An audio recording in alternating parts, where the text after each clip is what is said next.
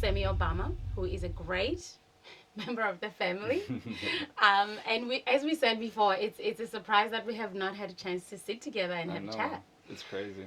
I know. Well, today is the day for us to sit together and have this conversation. And in fact, it's a very important one because Semi started, or rather, held a space for people from the African community to come together and start talking about mental health issues, particularly to do with men. Yeah. So, Semi, welcome. Thank you. Thank you. I feel welcomed.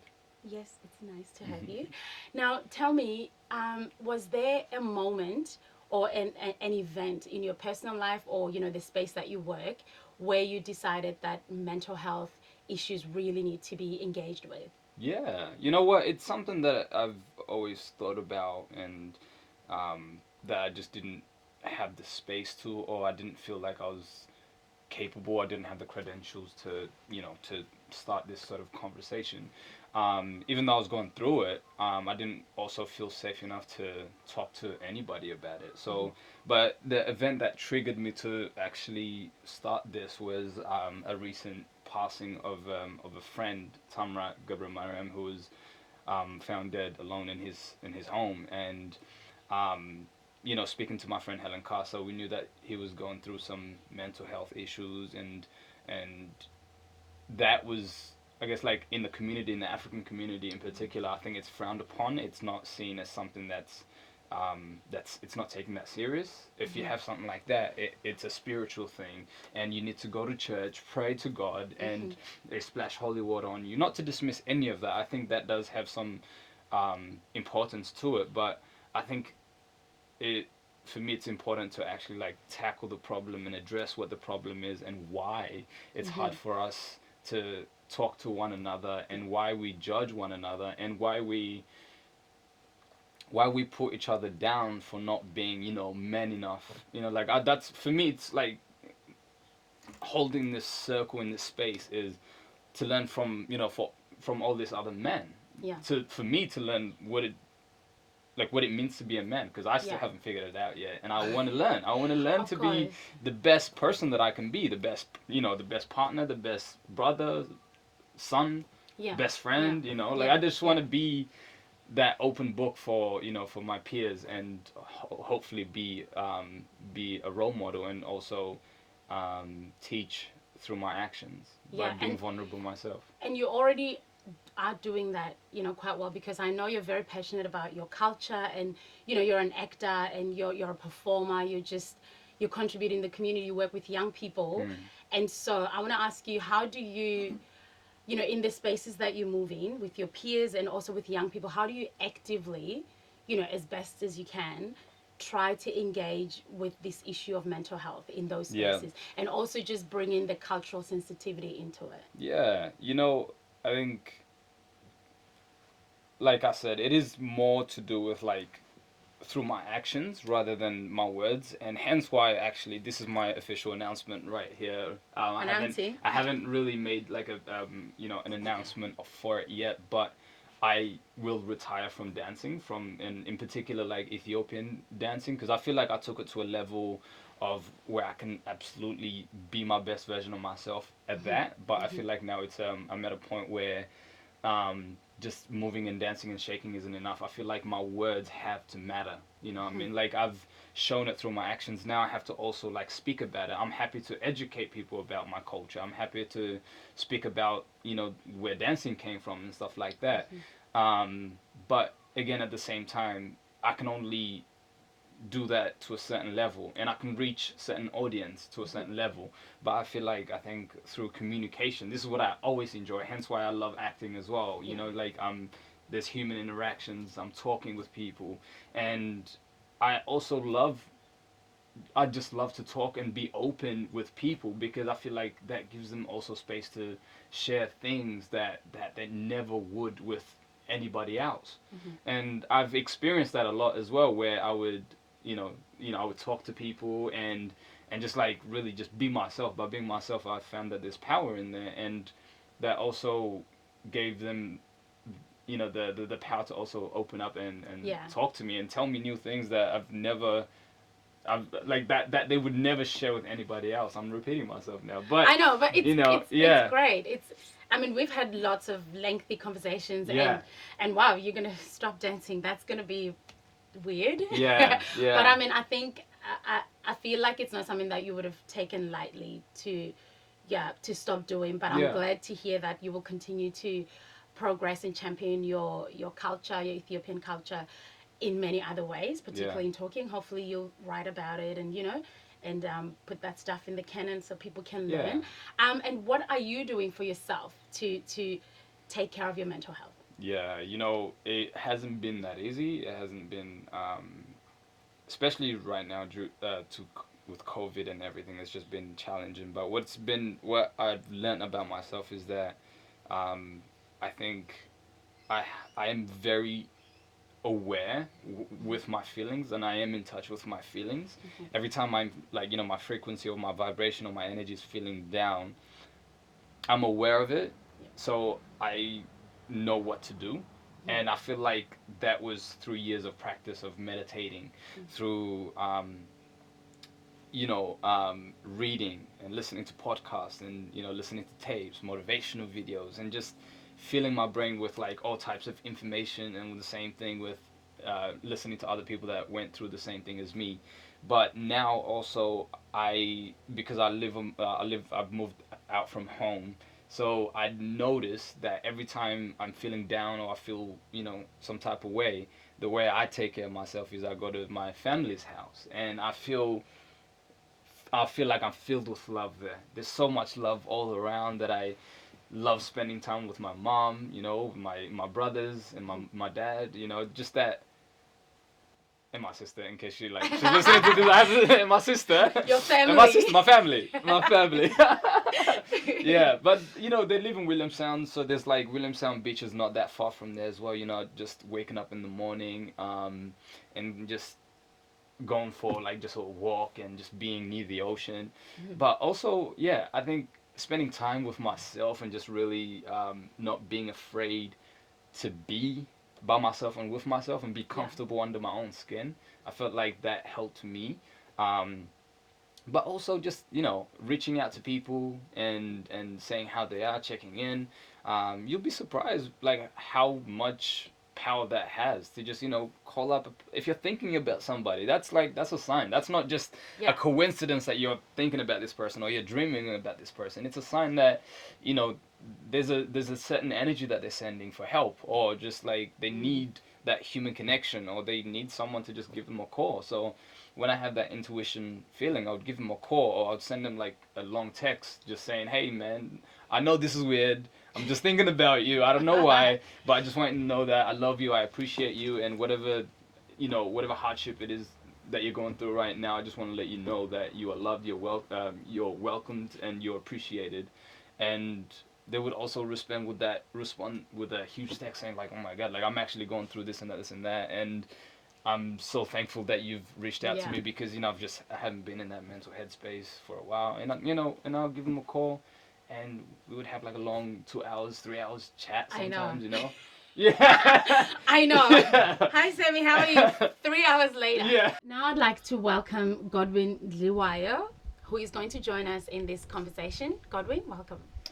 Thank you for having me. It's a very important subject and topic that you raising awareness to, so that's really, really good. Thank you for having us here. Thank you for making the time, and just quickly tell us a little bit about who you are and the work that you do. Professionally, I'm a nurse. I currently work as a clinical nurse consultant.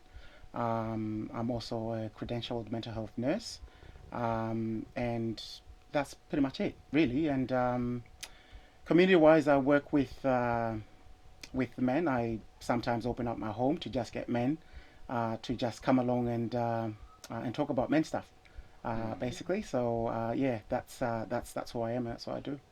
That's amazing, man. That's so like what goes on within like what sort of topics do you guys talk about within?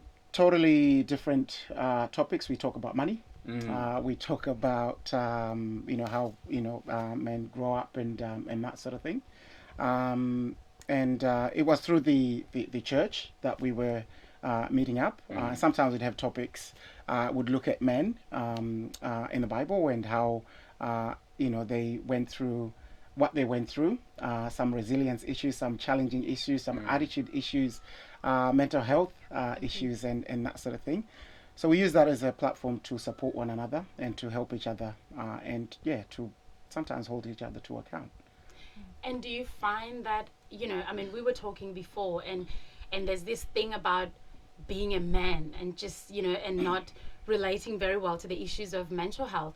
In those spaces that you hold for men, do you do you find there's some sort of progress? Are people starting to open up to talk about their mental health? How does that work? How is it going? Yeah. I always find it is a challenge for men to open up. And whenever I'm with men, I do talk about my experience. I mention that I'm a mental health nurse, and I talk about the challenges that men go through.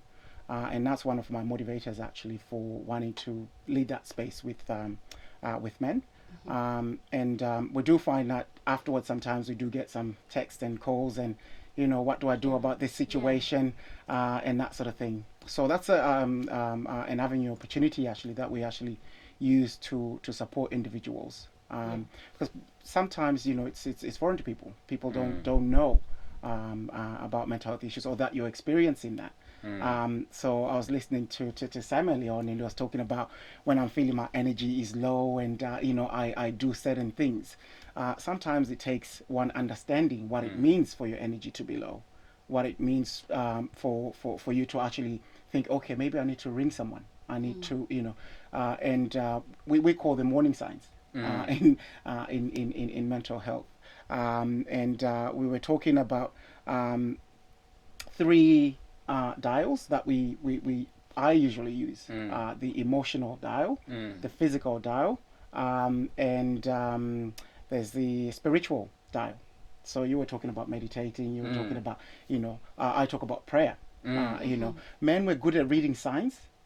And warning lights. So if you're driving in a car, the fuel light goes on, what do? You pull over, you put fuel in it. So we need to be aware of these dials within our own personal lives. So if my emotional dial is a little bit low, I need to pull over, I need to make the call, and then recharge it, because if you keep going without refueling, what's going to happen? Mental breakdown. So these 3 dials need to be in check all the time. That's why in this COVID pandemic, there's quite a lot of mental health issues that are arising because people are not able to exercise as much. People are not able to connect as much. So the emotional dial, the physical dial is all down. Even those gatherings in the places of worship and things like that is also down. So there's quite a lot going on. Sorry, I go on a bit of a ramble. Oh, no. We love it. Ramble. Yeah. Ramble is good. We're like, yes, keep going. Well, you mentioned a couple of interesting things. And for me, as a woman, I see things differently. And I found it very interesting how you gave an example with the car. Because obviously that's how males generally, you give an example, practical examples of the way their minds work. And I think this is really powerful because it goes back to what you're trying to say, to kind of go, how can we as men talk in a language that we understand in order to help each other out?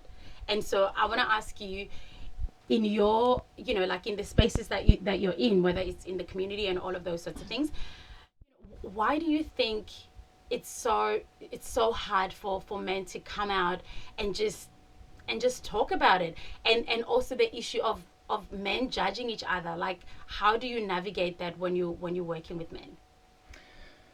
That's very hard. But I think when we talk about the perception of the role of a man, you're the provider. You're the strong one. You lift the whole family up and that sort of thing. So it doesn't allow you to be weak. It doesn't allow you to be that. And I find the way I actually treat my boys totally different to the way I treat the girls. The boys fall. I'm like, yeah, dust yourself up. Everything is good. The girls come along, oh, come along, I'll give you a cuddle, and that sort of thing. So they grow up thinking, I need to be strong. I need to be, up in there. I need to chase things, get it, and provide. That's my role. So it doesn't allow me to fall or to snap. And we contain those sort of things. And my boy fell yesterday, and I could tell he wanted to cry, and I was like, oh, come on, come here, and that sort of thing. So that went.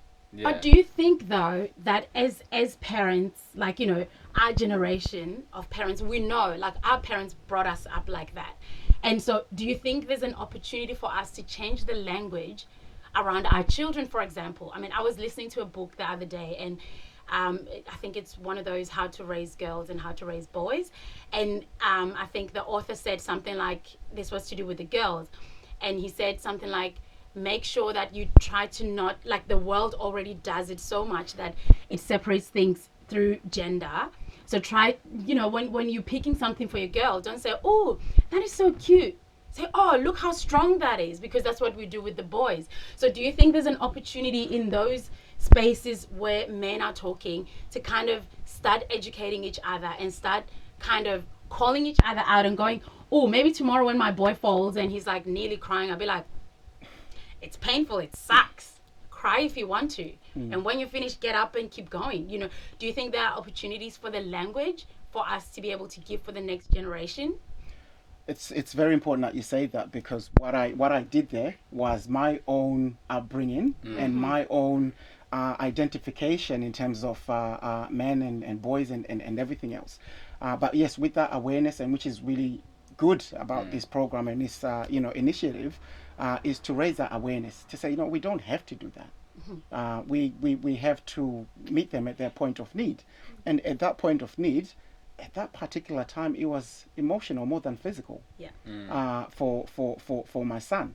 So as parents, as men, and we have to be available for them at that particular point of need. Yeah. I went to a men's. It was a father-son retreat. Not long ago, actually February, and most men highlighted we're providing, because they asked the children, what's the one thing that you could change about dad? And most of the children said, more time with my dad. Yeah. Meaning they want that connection and not that, and most men became defensive. We all became defensive. Yeah. I have to work. I work, I do this, and the facilitator is great man. He just said, you're providing all of these physical needs, but you're not meeting the emotional needs. Wow. And as a father, you're bestowing identity to the children. So they are seeing you, observing you, watching you, and think, this is my definition of a father. So they grow up thinking, I have to provide, I have to do this.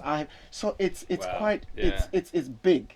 Yeah. It is big. So we have to take a step back and think, okay, what do my children need? And if we go back to those 3 Ds, emotional, spiritual, physical, okay, how am I bestowing that to them? For those children, or for those men that do not have children, we've got, it takes a village, so particularly in your world where you're reaching out to young men and that sort of thing, how are we ensuring that those 3 dials are being kept, to that level? So it's really, really important that we take a step back and then we start understanding and looking to say, okay, guys, it's okay to talk about this stuff. Yeah. It's okay to reach out. Yeah. It's okay to sound out to say, hey, I'm in trouble. Because we don't do that. We don't do that, and that's why you find when we talk statistics, we may have more attempts, say, for suicide. We may have more attempts from, say, women.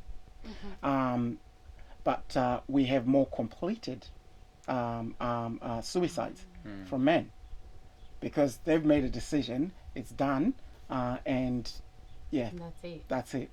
Wow. Sammy, what are you learning? I'm so overtaken right now. And even just like when you mentioned earlier about about men having all this hardship, especially like with the church being closed. The only time that I've seen like my father and like other black men more vulnerable and more open has always been in the church. And that fascinated me. Like that really fascinated me how every time they go to the church, they're so humble. They're so, just like Soft. really soft. And I'm just like, and I'm really inspired and like very, just like in awe. But then when I see them in the out world, they barely say hi to me. Sometimes they say hello, but it's like, I'm just like, okay. And then I see them like, yeah, and like I see them dragging their kids out, like, and just really telling them what to do. And but like the question that I really wanted to ask you is like, how has like the Bible shaped how a man is supposed to be? And is that a good thing or is that a bad thing? Like how, yeah, like how has religion got in the way of like actually like being a human being and as a man and yeah. Maybe in your experience, because you're not. Yeah, Bible is not yours. speaking in all things, but I'm also curious, like just Yeah. curious as if like from like a mental health practitioner, but also like as being a black man yourself, and as also as a churchgoer, like have you seen any patterns that has contributed to all that? I am a Christian, Yeah. and there's no doubt about that. And the Bible has shaped me as an individual, as a parent.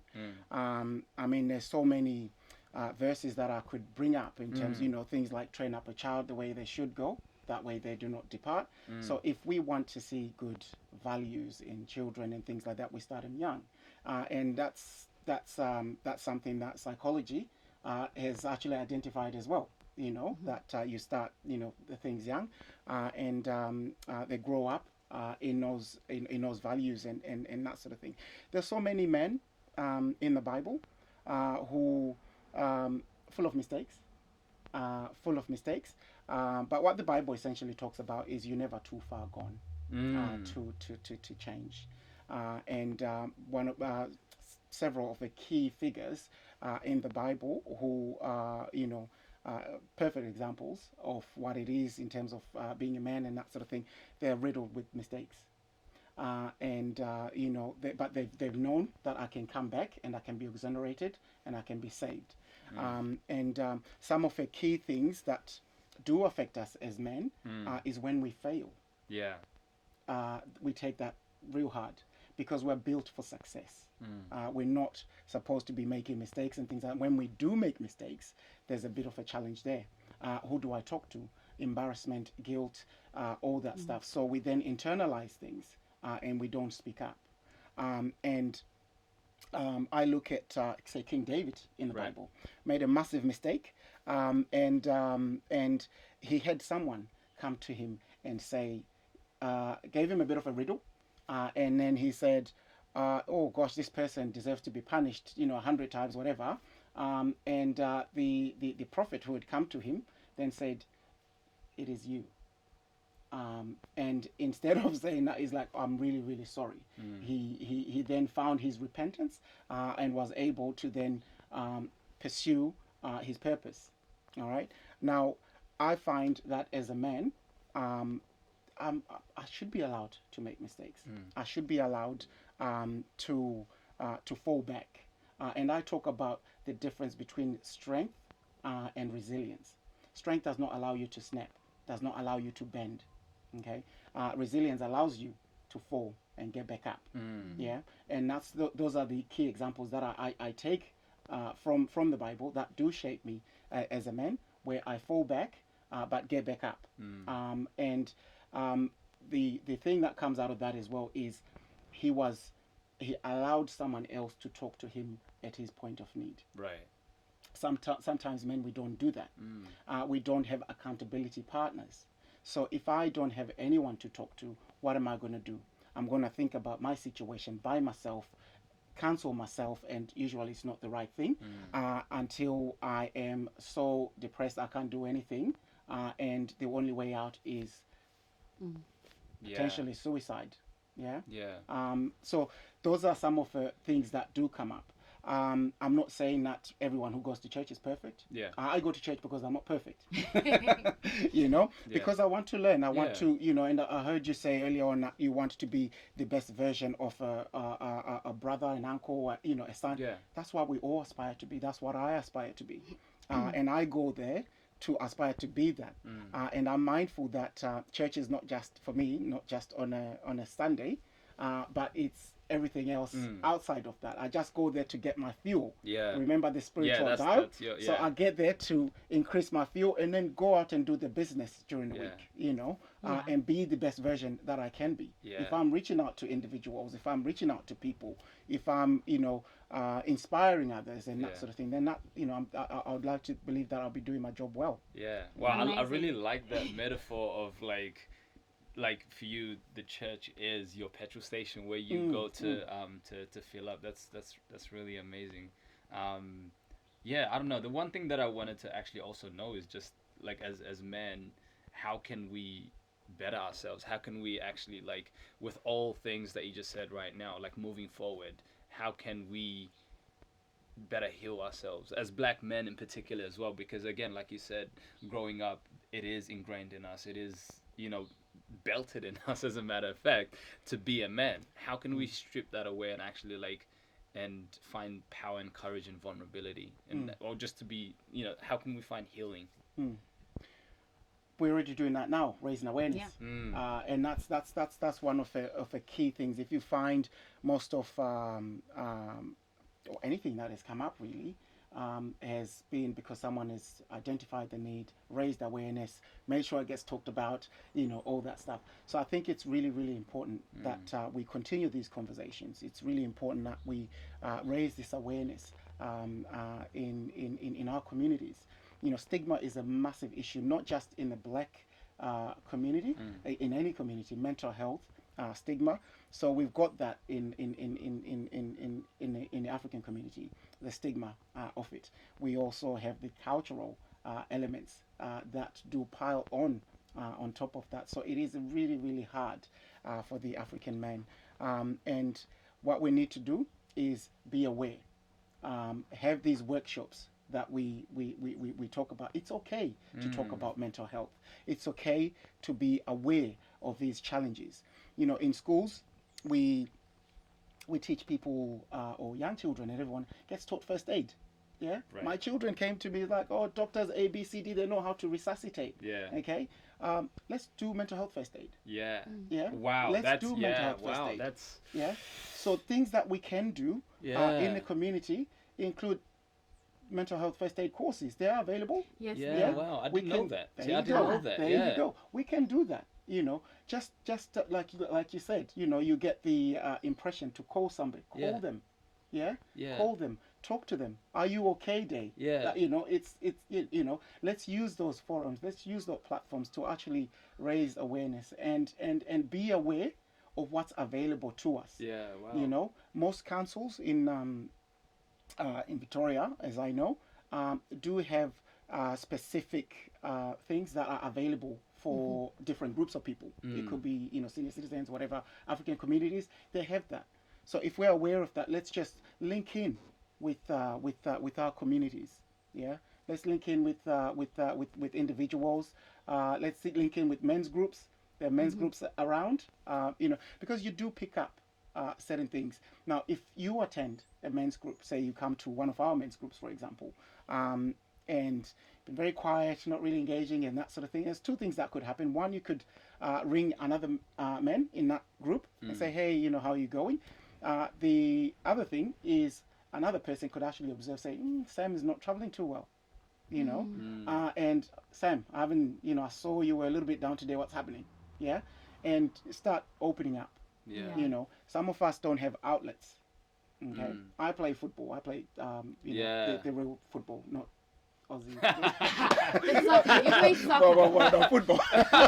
You use your feet only. No hands. Football, yeah. But I play every Wednesday religiously. Yeah. Yeah. Wow. And that's an outlet for me. We've got it's an African team, funny enough. Yeah. With my brothers from Africa.